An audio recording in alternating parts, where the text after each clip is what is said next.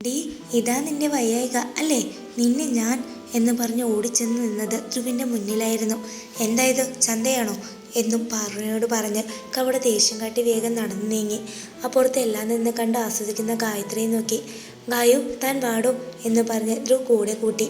എല്ലാം കൂടെ ആകെ വിളറി കരയാറായി നിൽക്കുന്ന പാർവനെ കൂട്ടി പോകുമ്പോൾ ജെനിയുടെ ചുണ്ടിലെ ഒരു കള്ളച്ചിരി വിരിഞ്ഞിരുന്നു. വിളിപ്പിച്ചതനുസരിച്ച് ധ്രുവിൻ്റെ ക്യാബിനിൽ എത്തിയതായിരുന്നു Paru. May I come in sir? ആ. മുന്നിലിരിക്കുന്ന ഗായത്രിയെ നോക്കി ഒന്ന് ചിരിച്ച് ഒട്ടും താല്പര്യമില്ലാത്ത മട്ടിൽ ധ്രുവ് അനുവാദം കൊടുത്തു. പാറു മെല്ലെ ധ്രുവിൻ്റെ അടുത്തേക്ക് നിന്നു. അവളെ ഒട്ടും മൈൻഡ് ചെയ്യാതെ ഗായത്രിയുമായി ചിരിച്ച് സംസാരിക്കുകയായിരുന്നു ധ്രുവ്. അയ്യോ, തനിക്ക് ഈ മോഡേൺ ഡ്രസ് നന്നായി ഇണങ്ങുന്നുണ്ട്.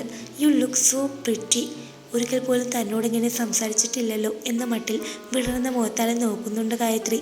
പിന്നെ അസ്വസ്ഥമാവുന്ന പാറുവിനെ കണ്ടപ്പോൾ അവളെ ദേഷ്യം പിടിപ്പിക്കാനാവുമെന്ന് കരുതി അവളും മാക്സിമം കൊഞ്ചി. ഓ ധ്രുവ്, ഇങ്ങനെ പുകഴ്ത്തല്ലേ മാൻ, ഞാനങ്ങ് പൊങ്ങി റൂഫ് പൊളിച്ച് പോവുമേ. Hey no Gayu, this is not flattery, it is true dear. ഗായത്രിക്ക് ശരിക്കും സൂഹിക്കുന്നുണ്ടായിരുന്നു. പാറുവിനെ ഇറങ്ങി ഓടാൻ തോന്നി. സ്വന്തമെന്ന് പറഞ്ഞിട്ട് മനസ്സിലിട്ട് നടക്കുന്നവർ എത്ര ആകണ്ടെന്ന് പറഞ്ഞാലും മറ്റൊരാളോട് അടുപ്പം കാണിക്കുന്നത് കാണുമ്പോൾ ഹൃദയം മുറിയും, അതിൽ നിന്ന് രക്തം പൊടിയും. ശരിക്കും ഇപ്പോൾ തൻ്റെ വീണയെ മനസ്സിലാക്കാൻ കഴിയുന്നുണ്ടായിരുന്നു അവളുടെ ശ്രീയേട്ടന്. പക്ഷെ പെണ്ണെ, ഒന്ന് നിന്നോട് പറയാൻ നേരായില്ല, ക്ഷമിക്കടി എന്ന് മനസ്സുകൊണ്ട് ഒരു 100 ആവർത്തി പറഞ്ഞു കഴിഞ്ഞിരുന്നു ധ്രുവ്. സാർ എന്തിനെ എന്നെ വിളിപ്പിച്ചേ? ഇത്തിരി ഈർഷ്യയോടെ തന്നെ പാർവണ ചോദിച്ചു. ഗായു, ഏത് പെർഫ്യൂമാണ് താൻ ഉപയോഗിക്കുന്നേ? Nice order.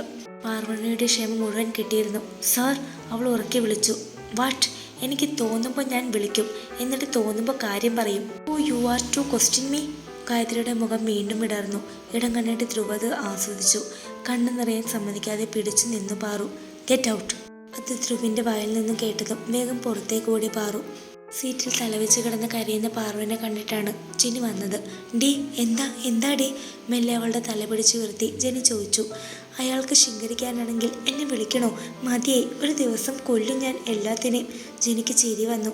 ചേട്ടാ ഭയങ്കര, നിങ്ങൾ ഈ പെണ്ണിനെ റാഗ് ചെയ്യാണോ? പിന്നെ ഇവളാണെങ്കിൽ ഒന്നും മനസ്സിലാക്കാതെ മോങ്ങാനും. അതേ പാറു, നീ ഇങ്ങനെ കരയാൻ നിന്നാ പിന്നെ അവർ നിന്നെ കരയിപ്പിച്ചുകൊണ്ടിരിക്കും. പെണ്ണുങ്ങളായാലേ ഇത്തിരി ചൂണയൊക്കെ വേണം, അല്ല പിന്നെ. ഓ, നീയും അയാളുടെ സൈഡാലേ, പൊടി എന്നും പറഞ്ഞ് ചവിട്ടിത്തുള്ളി പോകുന്നവളെ കണ്ട് ജെനി പൊട്ടിച്ചിരിച്ചു.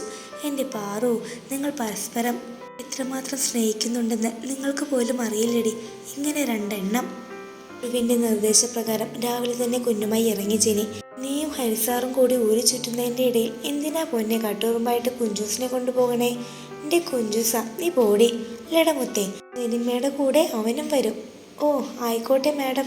ചിരിച്ച് പാറു അവരെ യാത്രയാക്കി. ഞായറാഴ്ച ആയതുകൊണ്ട് ഹരിസാറിൻ്റെ കൂടെ കറങ്ങാൻ പോവാണെന്നായിരുന്നു ജെനി പറഞ്ഞത്. മുമ്പ് ജെനി കുഞ്ചൂസുമായി പുറത്തു പോയിട്ടുള്ളത് കൊണ്ട് പാറുണ കൂടുതൽ ചിന്തിച്ചില്ല. ഹരി കാറുമായി വന്നു. നേരെ ഇന്നീവരം എന്ന് ധ്രുവിൻ്റെ വീട്ടിലേക്ക് നേരെ പോയി. കാലിൽ നിന്ന് ഇറങ്ങിയതും ജെനി കണ്ടു അക്ഷമനായി സ്വന്തം ചോരയെ കാത്തു നിൽക്കുന്ന ഒരച്ഛനെ. കുഞ്ചൂസിനെ കണ്ടതും അയാളുടെ മുഖത്ത് വന്ന വാത്സല്യം അത്ഭുതത്തോടെ ജെനി നോക്കിക്കണ്ടു.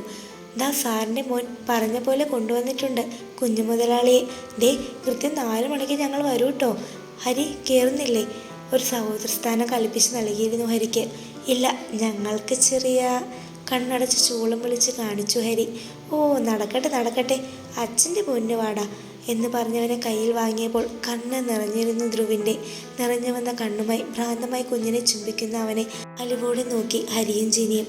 ചിലരുടെ ദുഷ്ടമനസ്സിൻ്റെ ചെയ്തികൾ കാരണം നിഷേധിക്കപ്പെട്ട ആ സ്നേഹം എത്ര പവിത്രമാണെന്ന് തിരിച്ചറിയുകയായിരുന്നു ജെനി. അമ്മയുടെ അടുത്തേക്ക് ധ്രുവ് കുഞ്ഞിനെയും കൊണ്ടുപോയി. ശ്രീകുട്ട, ഇത് സംശയിക്കണ്ട, എൻ്റെ കുഞ്ഞാ. മീണമോളെ കണ്ടപ്പോൾ, നിന്നെ പറിച്ചു വെച്ച പോലെ ഈ പൊന്നുകൂത്തിനെ കണ്ടപ്പോൾ ഒക്കെ നീ പറഞ്ഞ പോലെ മനസ്സ് നിയന്ത്രിച്ച് എല്ലാം കലങ്ങി തെളിയാൻ ഞാനും പ്രാർത്ഥിക്കായിരുന്നു. എല്ലാം വ്യക്തമായ അമ്മേ. ഇനി എൻ്റെ പെണ്ണിനെ സ്വന്തമാക്കൂ എന്നത് മാത്രമേ ബാക്കിയുള്ളൂ. പ്രതീക്ഷയുടെ മിഴിയും മനസ്സ് നിറഞ്ഞ് ആ അമ്മ മകനെ നോക്കി. ഒരു കൈയിൽ അമ്മയെയും മറുകൈയിൽ അവൻ്റെ ജീവനെയും ചേർത്ത് പിടിച്ച് നിന്നവൻ ഒരാളുടെ കുറവുള്ളതോർത്ത് കുസൃതിയോടെ കവളിൽ മുളച്ചു പൊന്നുന്ന പാൽ പതിക്കുകയായിരുന്നു കുഞ്ചൂസ് അവൻ അച്ഛനോടെന്ന അധികാരത്തോടെ. തുടരും. ഈ കഥയുടെ ബാക്കി ഭാഗം നാളെ ഇതേ സമയം ഉണ്ടായിരിക്കുന്നതാണ്. എല്ലാവരും മറക്കാതെ നമ്മുടെ ചാനൽ സബ്സ്ക്രൈബ് ചെയ്യണേ.